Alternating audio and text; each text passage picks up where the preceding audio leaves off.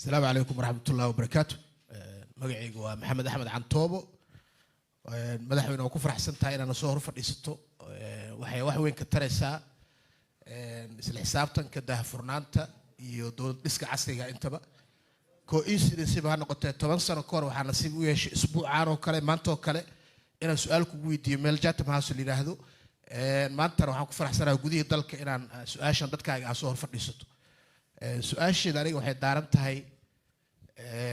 مقام كعاصمة مقدشو وأنا ربنا حكاوي ويديو وحاسدي كرا وحكمي تادتك حوال كواه أنا مجال وكل شيء وكبر باري وحبان كبرتي قدومي دقمان كان نقضي أجاسم واحد هير قبلا كان نقضي إلا أجاسم وجود مركع عقبة بدن أو هيستمحوها عاصمة دان وحأصلوها سلاي هاي ماشي ما أنت إتاجنت هاي أركتيد الفدرال كم واحد هاي عاصمة استيد مسا محوها دقمو قلياش ديجان كسود دورته أو عاصمة أو مركز أي حقوق ويا لتوحابي يقولها لها الحقوق عاصمة عالم كوكالة تدي أنا قول لك هرمرنتا عقبات بدنا حتى نهستو أنا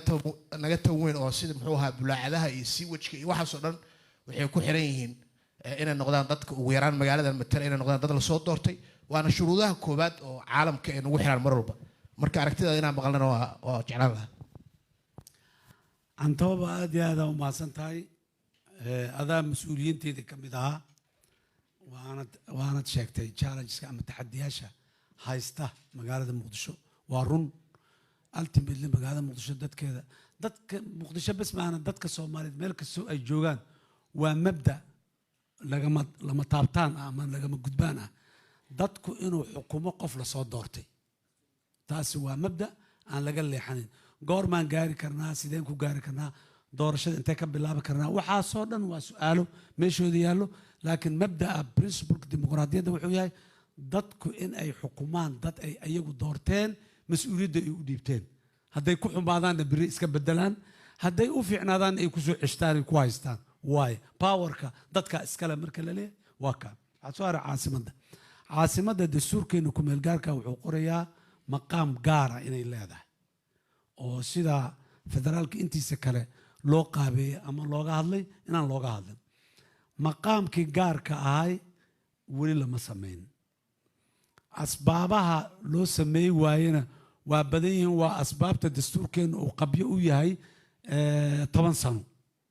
2012 ayaa dastuurkan muxuu ahay ku meel gaarka ah la baasgareeyay sanadkii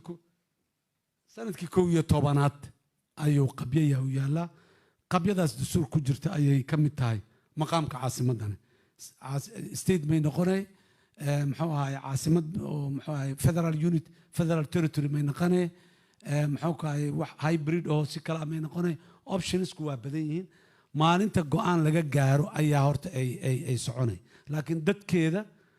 waxa aan priority muhiimadda dagaalka khawaarijta qaybta ugu weysano gooni uga dhignay oo amniga caasimadda u dhahnay oo maxaan ku iraadaay aan ciidamada gaarka ugu yeelnayna waxay tahay meeshaas inay soo gaarto dadkeedu inay isdooran karaan soo bixi karaan ayagoo xor ah ay sanduuq inta cod ku ridaan dad dooran karaan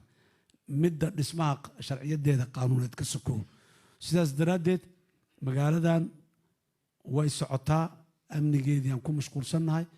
amnigeedii marka meel la soo gaarsiiyana dadkeedu inuu isdoortaan ka shaqayn doonaa baarlamaanka federaalkaana